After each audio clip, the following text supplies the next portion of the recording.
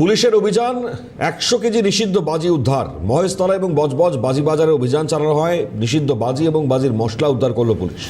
আগামী দিনেও এমন তল্লাশি চলবে জানাচ্ছেন এসডিপিও।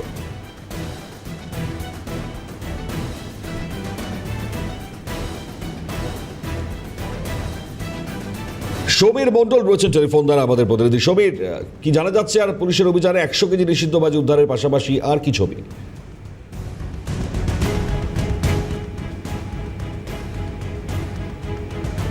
শোনা যাচ্ছে সমীর?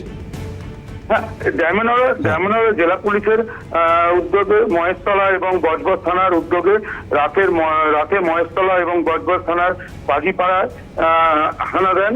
প্রায় 100 কেজি বাজি ও নিষিদ্ধ বাজি উদ্ধার করে, বাজির মশলা এবং বাজি উদ্ধার করার পর এসডিপিও মহেশতলা নেতৃত্বে মহেশতলা এবং বজবজ থানার পুলিশ আধিকারিকরা মহেশতলার এবং বজবজ বাজিপাড়ায় এলাকা থেকে অভিযান চালিয়ে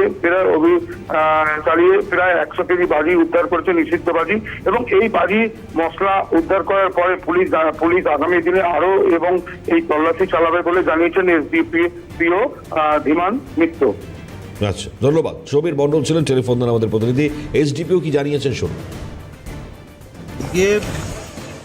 মহেশতলা এবং বজবজ এই দুই এরিয়ায় ইন্টেন্সভাবে আমরা বাজি রেড করেছি।